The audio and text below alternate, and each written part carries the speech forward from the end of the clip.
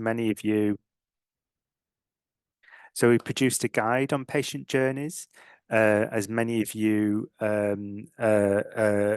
which is available today. You can look on EURORDIS's website and it should be available there. The guide was a bit of a consolidation of all the experiences different patient representatives have had in the in developing patient journeys. And so hopefully it sort of takes us forward and standardizes the approach of how we develop patient journeys across the different ERNs. So it's available to download and hopefully it's easy access for you all. The guide covers a number of steps. We've got 6 steps in total, and I'll walk you through each of these steps now, but you can see them listed here, and I'll enter into that. I'll share that knowledge with you now. So the first step is around selecting the topic area and defining the scope of the patient journey. When you're thinking about this, you need to think about the willingness and capacity of patient representatives to work on this, as well as clinicians to work on this. There might be an opportunity in a network where a guideline is being developed or a clinical decision support tool or a clinical stroke patient pathway. So there's an opportunity to think, well, let's develop a patient journey, collect the needs around that condition, and that then can be used in the network because there's activities which that can be drawn on and inform in the coming year. It's important to define the population. You know, conditions like neurofibromatosis type 1 is such a broad set of symptoms people can present with. You know, are you wanting to develop a patient journey for a subpart of NF1, people with optic pathway gliomas, or for children or for adults? But it's important to define that population from the beginning. And what's also really good to do at the beginning is to think about what you want to do at the end once you've developed a patient journey. How do you want to disseminate that? Because if you can think about that at the beginning when you're getting sign up from the ERN around developing this, that's the time when you should also discuss with the networks about whether there's a potential, a small budget to support the expenses to translate this patient journey into a format which is accessible for the how you want to use it. So think at the beginning how you want to use it at the end and see whether there's any funding available. In defining the scope of the patient journey, one of the first things you need to do is to think, for my patient journey, what are the key sort of stages of that journey? Each rare condition is different. So for some, that journey starts at, you know, before when you're thinking about starting a family. Others, it's a bit later in life. So then a lot of rare diseases are genetic, others aren't. So think about the stages and define the stages which reflect the journey which you have gone on in your community for your rare condition. There's not a standard approach. You need to define that framework at the beginning. Step 2 is once you've defined the scope and you include in the different stages of the journey, then you need to start looking at defining each of those stages in more detail. You need to look at capturing the information on the time of that stage or step in the journey.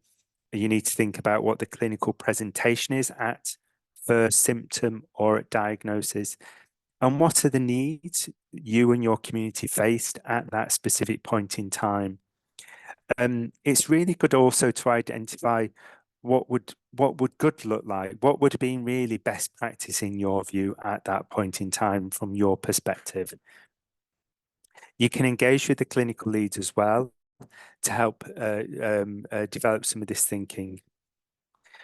Step 3, then, you've got a framework. You want to populate and identify the needs, clinical presentations, the timing and best practice for each of those stages. You then need to actually engage with a bigger group of people. So many of you are connected to patient organizations. So through your patient organizations, and maybe neighbouring patient groups at a national level or through a European federation or bigger. You need to engage with the bigger group to ensure that the patient journey reflects a common set of needs, a common journey, not just an individual. So the first thing you need to do is select your engagement approach. How do you want to collect that information around needs and clinical presentation, which was experienced? It could be that you want to do it through a survey approach, through semi-structured interviews, or through online workshops or face-to-face workshops. The second step would be to ensure that any data which you collect is considered any private personal data should be protected, and we've got guidance for that in the guide. Once you've engaged with your community through the approaches you've defined is best for your community, then you need to analyze the results and try and develop the first version of your patient journey. We have this simple table of these different stages. So it enables you to, once you've engaged with your community, to summarize that in this spreadsheet. Sometimes there might be areas where there's a difference of opinion. I think it's okay to highlight what is identifying a common journey, what is consistent through a community or for a population. But it's also fine to also highlight actually there's two other options, or there's two different sets of needs for this. You don't need to form consensus all the way, but in some areas you might want to use a consensus approach to narrow down and bring the community together. So these journeys are really a way, first of all, a tool to support you engage a bigger group from your community to identify needs that you can then represent within the ERN, and you represent them in the patient journey, and then you've got a tool in the network to share with the clinicians. The final results go on a common patient journey, so you do an outline, and then if you need to do consensus, you can revise it. We've got some new templates. We've got a Word version, and they're aligned to the ERN branding, and we've got a PowerPoint version. The Word version takes that spreadsheet which I showed you earlier. It takes this one, and it enables you to present that information in a Word document. So you've got it as a reference point. And then you can turn the Word version into something more visual, a summary, which you can use within the networks and within the communities to talk about and present the needs you've identified along the journey. I highlighted earlier that some people want to then also do a next step and turn this Word version, this PowerPoint version into like an infographic. But that's more of a dissemination decision. So think if you want to have an infographic at stage one, think about trying to find a budget and discuss that with the network. So once you've got the Word version and the PowerPoint version, you need to engage with the clinicians in the network. So they review, and the network overall can approve and sign off the final patient journey. Not everything is up for clinical review. What's not up for clinical review is what your needs are you've identified for your community, and what would good care look like, and what would be an ideal support. That's something which I don't think clinicians really, it's not in their scope to say, no, sorry, Dahlia, we don't agree with you on your needs at this point in time. That's for you, it's your needs.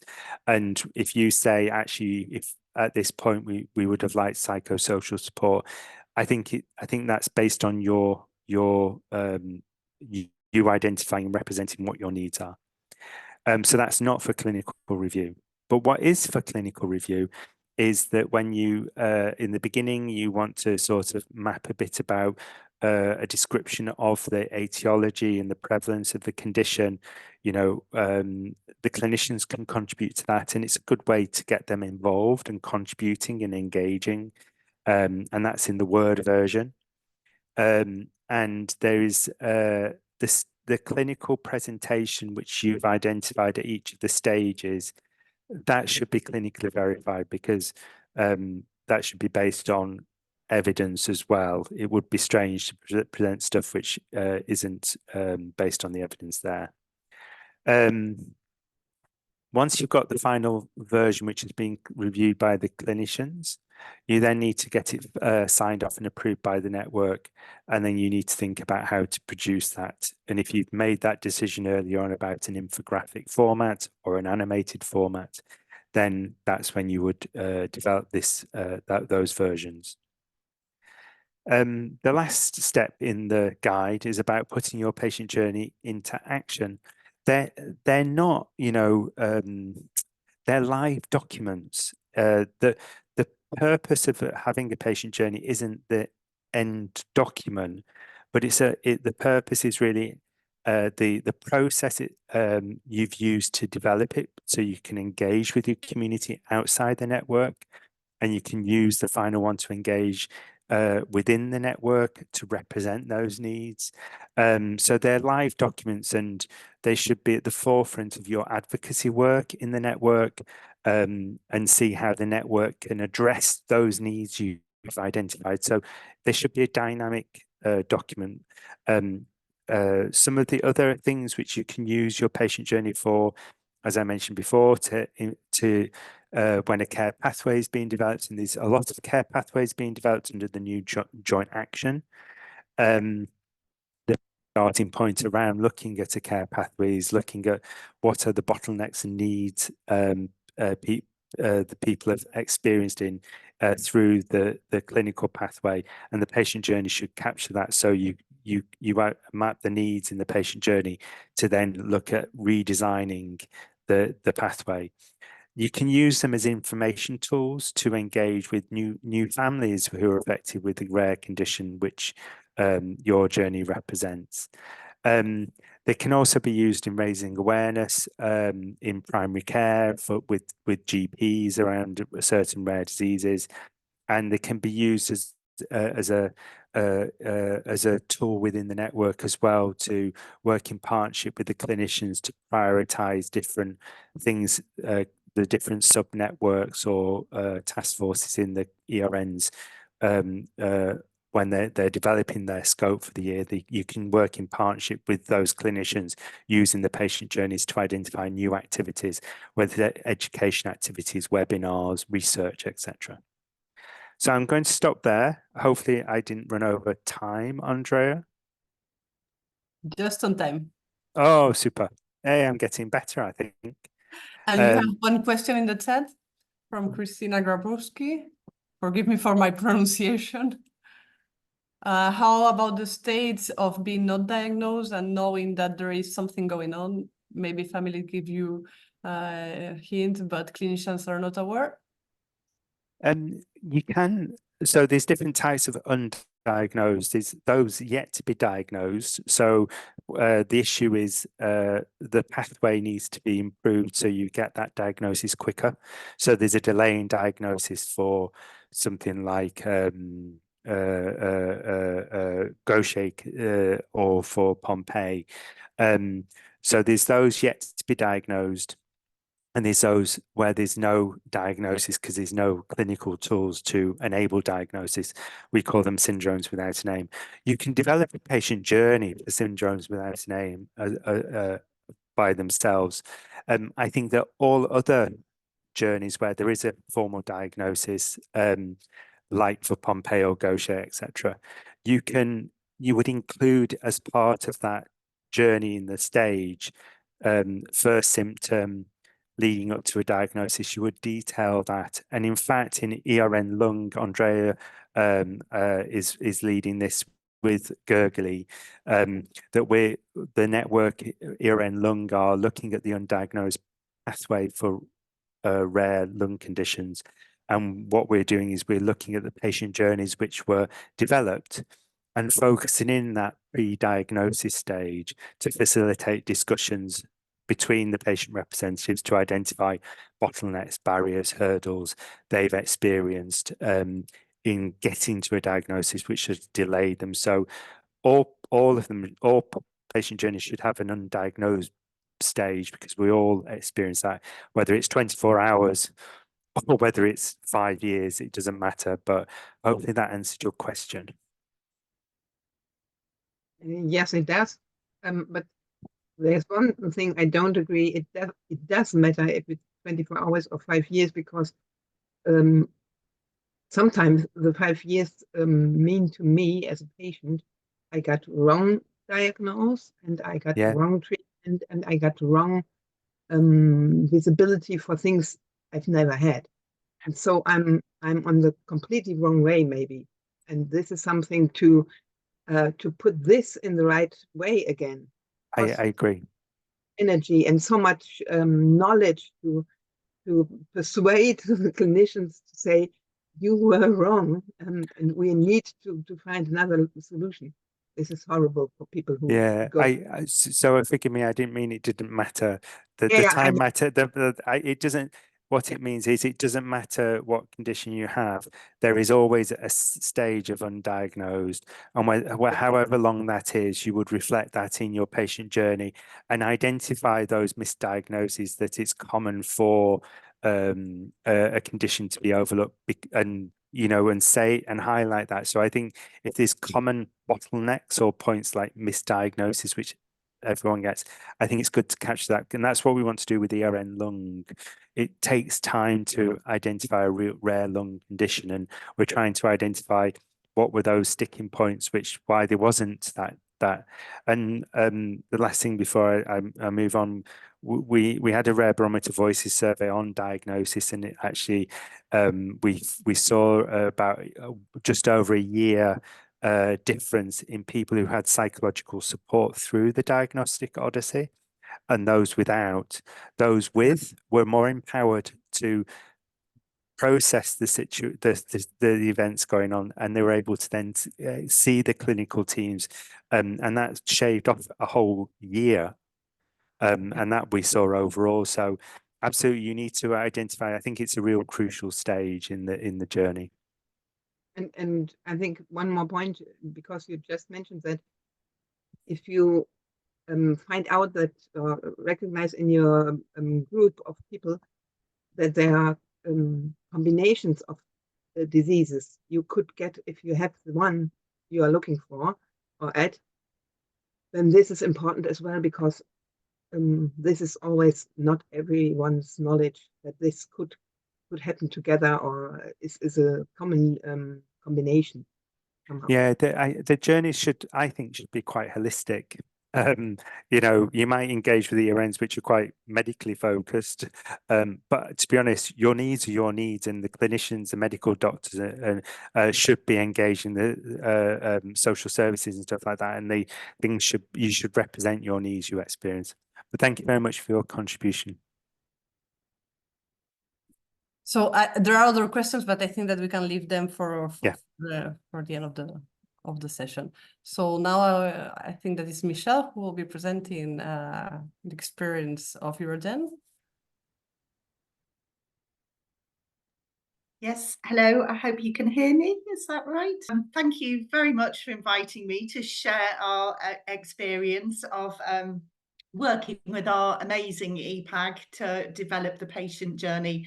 And the one we've done recently is on anorectal malformations. So I'm Michelle Batty, and I'm the Programme Manager of Urogen, which is the ERN for Rare Urogenital Diseases and Complex Conditions. So I thought a little bit of background might be helpful. Many ERNs have already developed patient journeys with the support and help of EURORDIS. And actually, the patient journeys were highlighted as part of the 5-year evaluation of the ERNs as being a really great success. And we had many conversations in the relatively new ERN Managers Working Group, and it was felt that it would be even more beneficial to have a more harmonised approach to these patient journeys, because many of them looked quite different. So we then approached Matt And he was really kind enough to accept the request, and he took on the task of helping to develop a new ERN template, which was really the document which he showed you before. And actually he went one step further and developed some guidance so that we'd all be developing these documents in the same way. And as he explained, once you have the document, which is the real basis of the patient journey, you can then produce the PowerPoints, plus more additional dissemination type products like the infographics. And we've produced a couple of really nice patient videos under our last grant in Urogen, and they've been really helpful. So our EPAG took the bull by the horns and used this new template, and I think they're probably one of the first ones to do that. And they all worked incredibly hard to produce a really nice patient journey document for anorectal malformations. And this should be available on our website this week, very soon. I also wanted to touch on what's the added value of this patient journey. And of course, you know, there was a reason why these were highlighted as best practice by the evaluation. I think we've seen really clearly in our ERN how it really enhances the partnership working between the coordination team and, more importantly, the clinicians in the ERN. It really highlights the unmet needs of the patients to the clinicians in a way that they might not necessarily have thought of before. And I think that's very important and helpful. So not the process of developing the tool also gives you a mechanism for that active engagement with the clinicians, and of course the process of using it afterwards. Many of our clinicians use the one-slide patient journey in many of their presentations at scientific congresses and such like, and they found it really helpful. Yes, I strongly encourage you all to have a look at the anorectal malformations patient journey, which will be on our website. And also in our ERN, we've been developing a clinical guideline for anorectal malformations. And again, the patient journey can be used in this process. Matt touched on this before. It looks like I'm frozen, I've just noticed, but never mind. Maybe I'll try stopping my video and starting it again, but I'll carry on talking. The dissemination of the patient journeys is very important. You should use all communication channels available, websites, newsletters. Send it to your healthcare providers. Make sure that they're aware of it and they can use it, because in the case of anorectal malformations, if you have parents whose baby is born with an anorectal malformation, it's a very confusing, scary time for them. And if they have a simple document that they can then refer to, and they know patient organisations that they can contact for help, this can be of an enormous benefit and real support to those new parents who are faced with an incredibly challenging situation. And patient organisations, you can also disseminate the newly produced guidance through them as well. And I think I'm trying to move on to my last slide, but actually my laptop seems to be frozen now. It's all going wrong, not just the camera.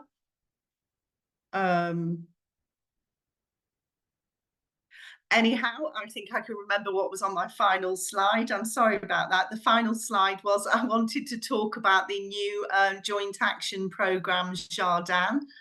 One of the work packages is entirely focused on the patient pathways. And of course, I think there's a really strong link that Matt touched upon between the patient journey, which really highlights the patient needs, and the patient pathway, which is the clinical pathway that the patient follows through all the various different services and how they access the best possible care. So the two really should be working in complete tandem and alignment. And there's quite some emphasis. There's a whole work package on patient pathways, which is very nice to see in the Jardin programme. So I hope that we ERMs can be working more closely with them going forward.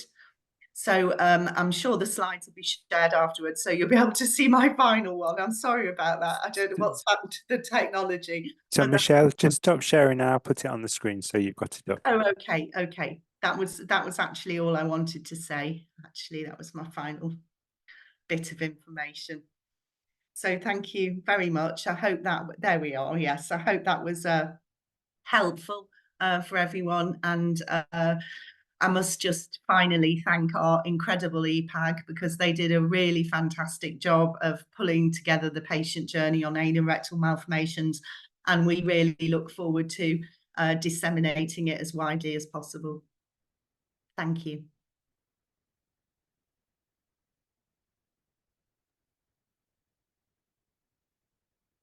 Thank you, Michelle. So I think that now it's time for the panel discussion. Thanks, Andrea, and thanks, Michelle, for you know, I think it's such a positive thing that our 5-year evaluation that patient journeys are highlighted in an area of good practice. You know, the networks are patient-centered, and patient representatives are key to ensuring that activities focus on these. So it's, you know, this approach is developing, and we're always open to learning how to evolve it further. So thank you very much for your support and inviting us to revise the tools, templates, and develop the guide. We've got now actually more of a panel discussion to get real world experience on how these patient journeys have been developed. So I'm going to stop sharing my slide in a second. And maybe Andrea or can sort of spot Mary, Kearney, Nicole Schwarzer. I'm probably saying that wrong, even though I should be better at German. Kate Tyler and Dalia Aminoff. So we've got representatives from the Neurology Network, R&D, Ernica, Urogen here. And so hopefully this is going to be a lively discussion. I'm going to stop sharing and maybe we can pin them. Is that possible? Do you know how to do that? I'm terrible at these things. I will try together with Ines, who is also so if you go to if everyone goes to speaker view, then the panelists should appear when they've been pinned. So first of all, I wanted to start the conversation really in asking about why patient journey. First of all, Mary, are you okay for time? Or just, I know you've got clinical duties as well. That's correct, yeah. But I can step out for a few minutes, yeah. Okay, so I'll start with you if that's okay. I really wanted to get your feedback on why are patient journeys important from your perspective, and what do you think the value has been?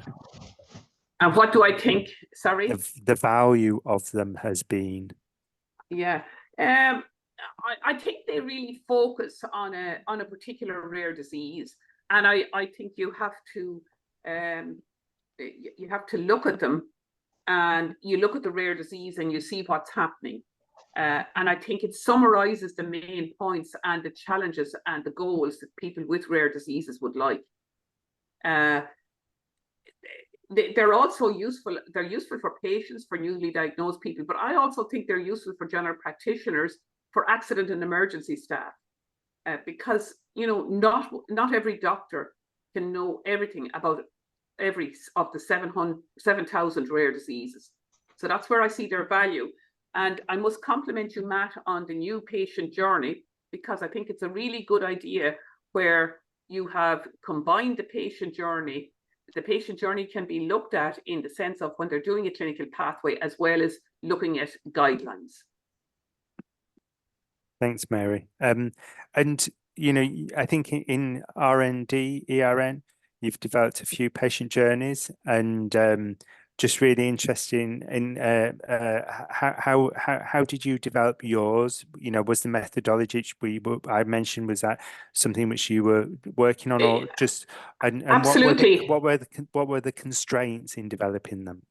Yeah, well, the methodology we used, we got a questionnaire from one of our colleagues in the ERN in the endocrinology group, and we surveyed about 20 people with ataxia, and Friedreich's ataxia was the most of them, to see, rather than putting a personal perspective into it, to see what the needs for everybody was. And it worked quite well, but that was actually 4 or 5 years ago. And I actually now think it wouldn't be a bad idea to survey maybe another 20 people and make sure that our patient journey is up to date and reflects the Friedreich's ataxia community.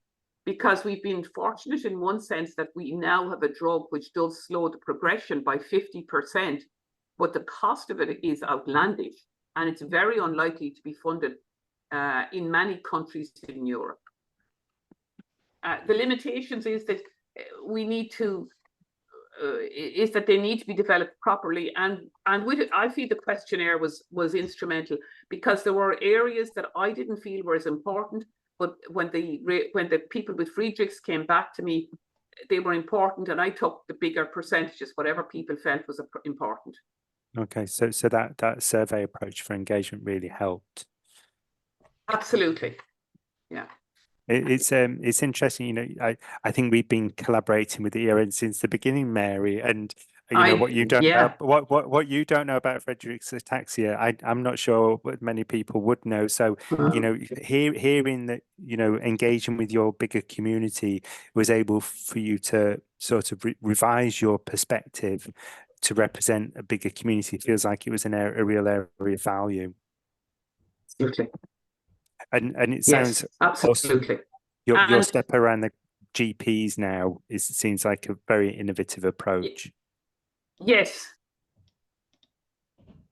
Yes, I just felt I've already tried to interest the GPs, we'll say, in rare diseases, but it is difficult. So now the European GP conference is in Dublin in September, and I'm putting forward a poster on patient journeys. So I'm hoping that GPs will come up and they'll say, oh, well, I have one patient with a rare type of blood disease. I mean, do you know anything about that? Or I've already signposted the rheumatology rare disease group to different people, and the vascular one, the hemorrhagic telangiectasia, HHT. So I'm hoping that that'll work, and that GPs will come on board and become knowledgeable and know about the European Reference Network and the patient journeys. But I'm also excited about the patient care pathways, and that's something, Matt, in the new guide, as I've said it before, you know, and I think that's really important and something I'm going to work on.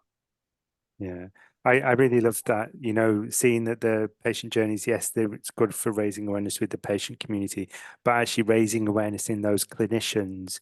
Could this be rare? And I think that in itself speeds up diagnosis. So thank you very much, Mary. I know that you've got clinical duties, so I'll move on to Dalia and Nicole now, and Kate. Yeah. But thank you very much for sharing your views. And I think the first question really is, it's the same question to, I think, to Nicole. Is this correct? Or to Dalia? What are the patient journey? Why are patient journeys important for you? Yes. First, maybe I talk about the anorectal malformation. And anorectal malformation is not only a rare disease. It's also like a spectrum. It means no anorectal malformation is like the other. The second thing is that in case of anorectal malformation, the patient journey is really an overview of a journey from the very beginning on, because anorectal malformation is a congenital malformation, and the most decisive surgical treatment takes place in the first year of life of the patients. Therefore, the parents of the affected children have to make crucial decisions about the children and the future from the beginning on. Most of the times, this is very overwhelming. I myself am a mother of a child with an anorectal malformation, and I asked myself 26 years ago, when my daughter was born, how her future would develop.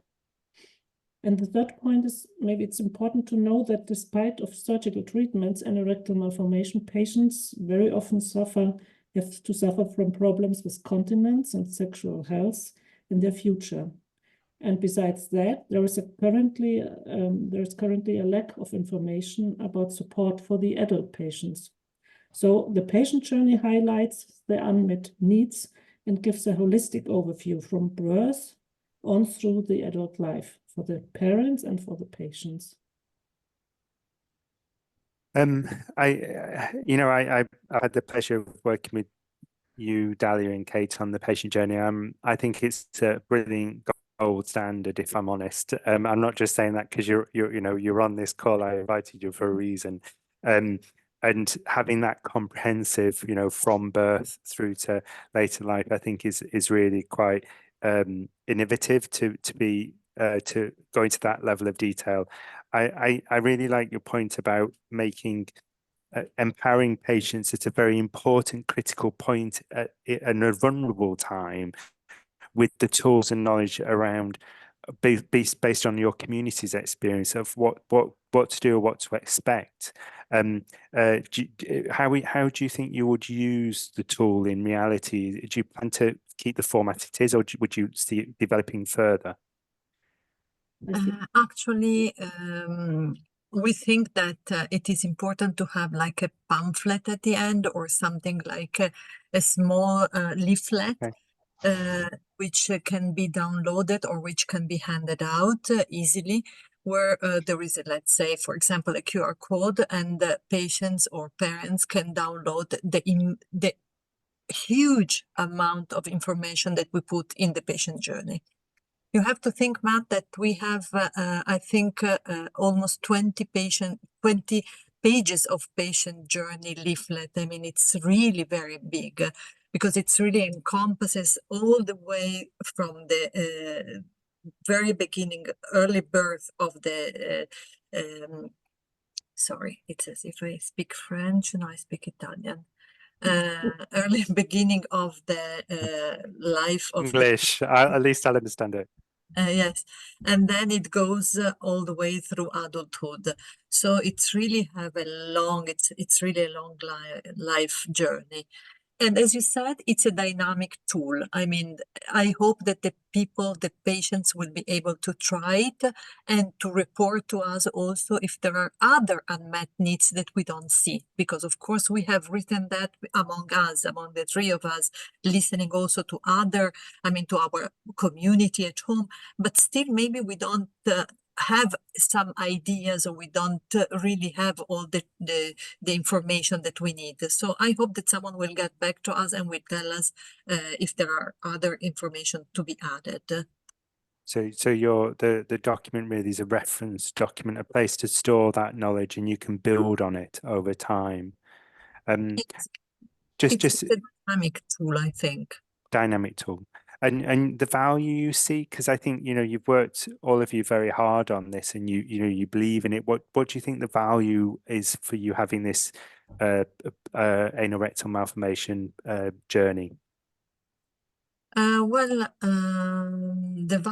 immediate value is that the patients and the parents are not alone. But then we have three different levels of values. First of all, for the patient, it reflects the patient needs and the best practices. The patients, for example, can work with doctors on their follow-up and can decide together which kind of certain point to change or to do. And it is a comprehensive journey it's a holistic view of their journey, of their disease. And then from the healthcare professional point of view, they can learn about the best practices that we have put inside of this patient journey, and they can give value to the parents and the patient's voice, which we think it's extremely important.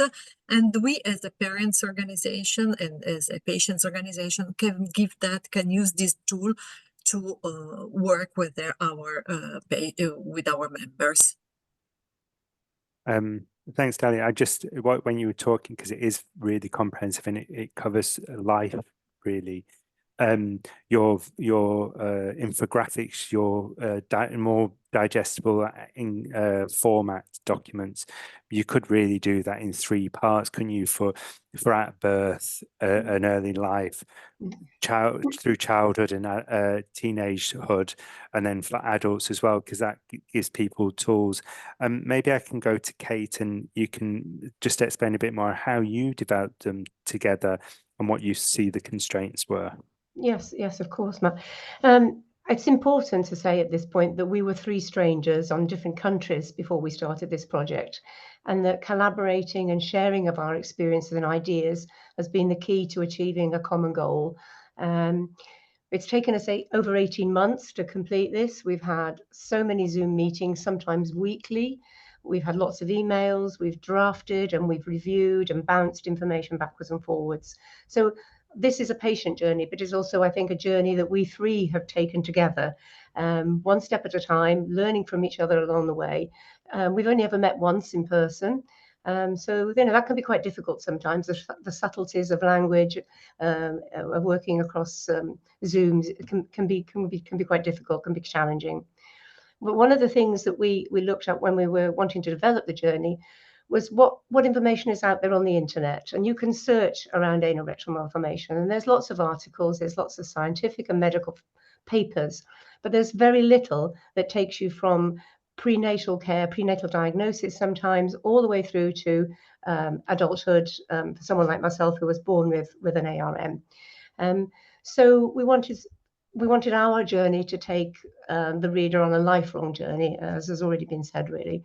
So our aim to develop a document was that the reader could dip in at different stages of their lives. And in many ways, that ties in with what you were just saying, Matt, about having a different format in the future, hopefully, where if you're an adolescent and you're struggling or you're interested, then you can just pick up that part of the journey, as opposed to the whole very lengthy journey that it is at the moment.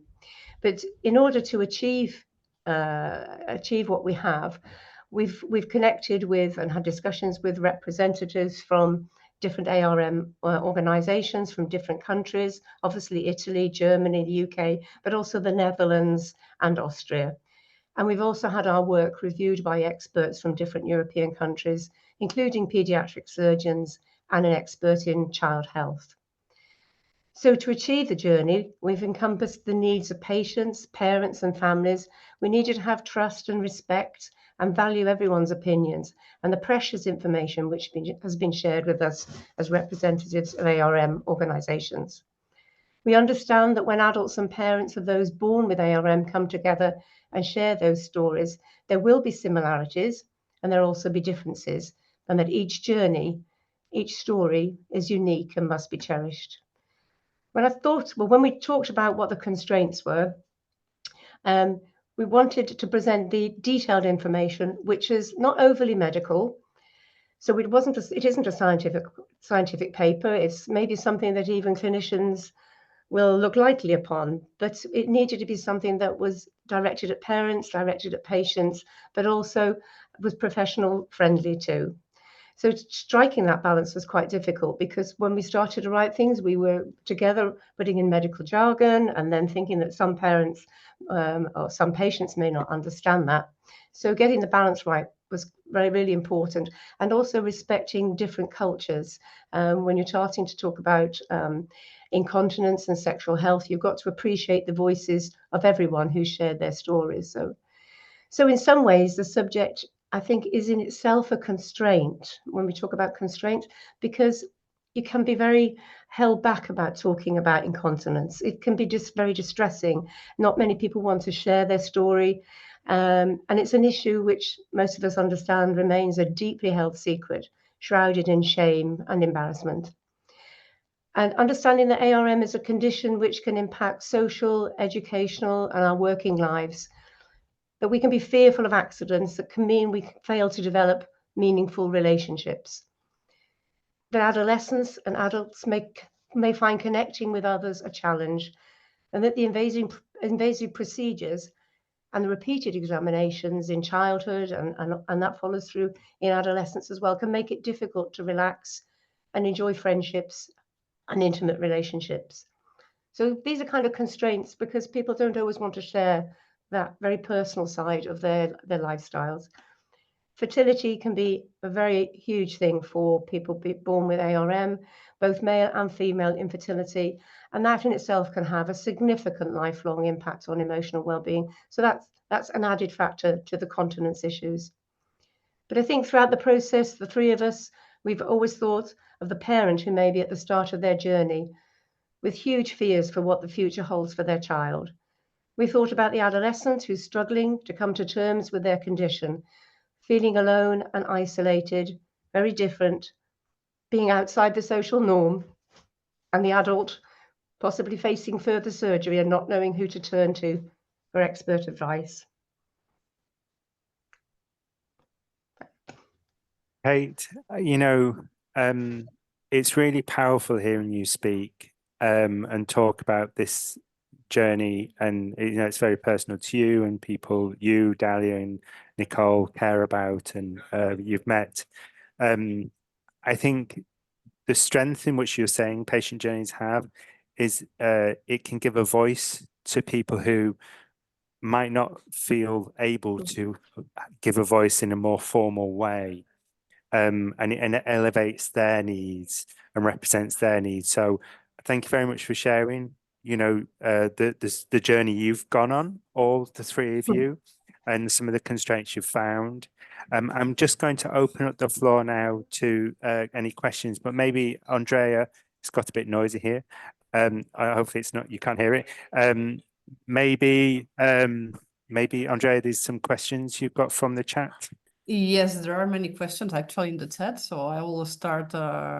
Maybe I can read the three first ones, and then you can, or do you prefer one by one? No, don't do three, and we come to Kate, Michelle, Dalia, Nicole, and if Mary's still online, we can see which one you would like to answer.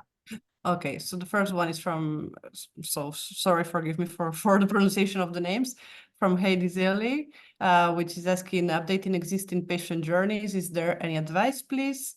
Then we have one from Esther Zasbo. What if we have diagnosis on MRI documentation, but the doctor do not tell us a word about it by protocol and no partnership in Hungary? Then we have another one from Emily White from EURORDIS. Hi, in the practical work of starting in a new patient journey, how long does it take approximately,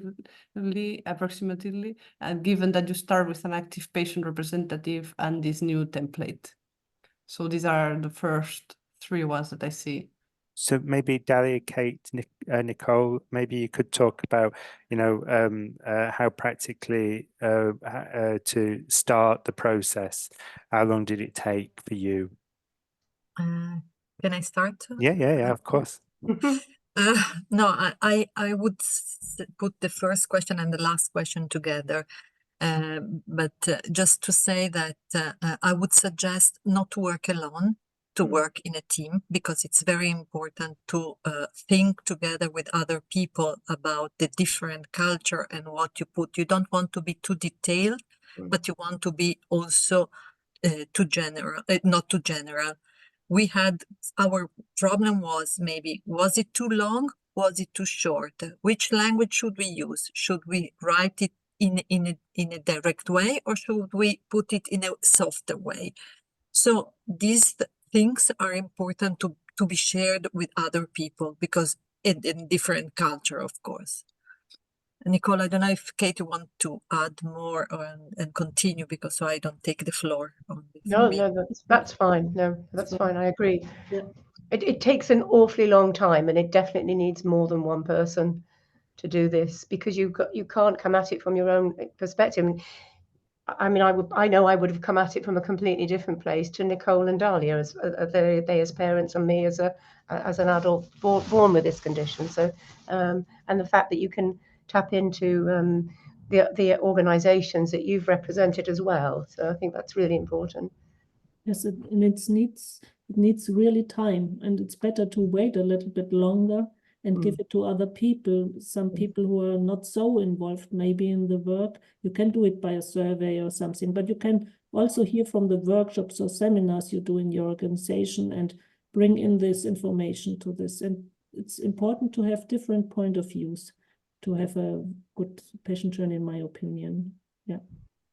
And I wouldn't do, just to respond to the next question that I saw on the, I wouldn't do a patient journey, for example, encompassing more diseases together, because you want to meet the needs or the to meet the unmet needs of the patient of a certain disease.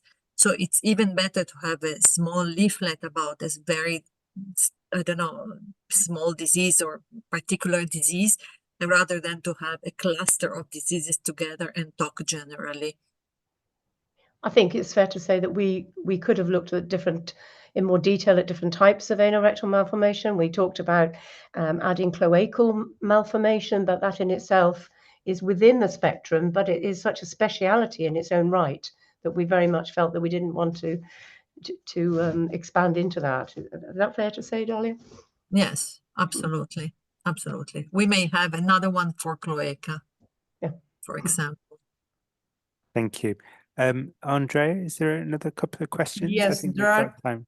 Yes, maybe the two last ones that we can take because we are running out of time. But two very interesting. One from Rebecca. How does the patient journey documents work across countries and across different healthcare systems? Are they acknowledged by hospital clinics? Even getting acknowledgement of guidelines internationally is difficult. Will it be the same for patient journeys? And one we have, and the last one is from Petra from EndoERN. What happens if a patient organization does not have the capacity or competencies to store and manage the data, including collecting consent and ensuring compliance with GDPR throughout IT and legal standards? Has your ERN support this or your experience? Maybe I can say something to this international exchange, because 2 years ago we did another patient journey in Soma about Hirschsprung disease in Ernica. And together with and after it was not finished yet, but we put this original version, we translated it to German together with patient representatives of Austria. Together we put the original English version in German, translated it and adapted according to the national conditions in Austria and Germany. And that is also a worthwhile process. I think that needs time, yes, and needs people, and but it was it's a very good leaflet now we had for Hirschsprung disease, and it was the original patient journey of Hirschsprung in English. And then if I can just add another thing is that we were quite lucky because we were developing a clinical guidelines on anorectal malformation. We already are in a European consortium, Nicole and I, so we know most of the surgeons. We know what is going around in Europe on anorectal malformation. So for us, it was quite easier, let's say, to think about the other European countries. But we, of course, try to put general things which can be adapted to each state condition. I mean, which because we don't know what's going on in Poland, for example. I'm not sure that in Poland, but we try to put it in a general way. Brilliant. I'm going to wrap up if that's okay, because it's 2 minutes over. That was probably me going over talking too much earlier. But there was just two last points. One was from Petra about data collection. There's different approaches to capturing the needs from a community through workshops. So you're not necessarily having patient identifiable information. So there's different ways to do that. And there was a question from Maria about can you make a patient journey for several diseases? What we've done we did this actually in Urogen, in rare and complex epilepsy, and in Ithaca. We did a workshop where we compared patient journeys for those 3 networks and identified a common journey for people with urogenital anorectal malformation condition, or for rare and complex epilepsy. So you can sort of identify common traits by discussing that together, and they can be quite powerful tools as well going forward. So I think the level of granularity for each journey can actually be simplified and elaborated. For anal rectal malformation, we've got quite a comprehensive pathway from birth to adulthood. You could say that's actually 3 journeys in one, 3 stages or journeys. So I definitely think that there is scope to do for conditions which are very similar to develop something more common, but we can explore that further. I just wanted to end really and say thank you very much for Kate, Dalia, Nicole and Mary, also to Michelle for joining and highlighting the importance of these in the networks and what the value are as a community. I want to just end and not really do a summary and just underline what Kate highlighted, that the journeys can be a tool to give a voice to people who might not traditionally have a voice in development of networks and guidelines. So I think that's a valuable tool in its own right. So I think we end there. Thank you very much for everyone's contribution today and for the questions. And Andrea, thank you very much for chairing the call. Thank you. And congratulations for the new tool. I hope we'll see many patient journeys. Bye. Thank you very much. Thank you. Thanks, everybody. Bye.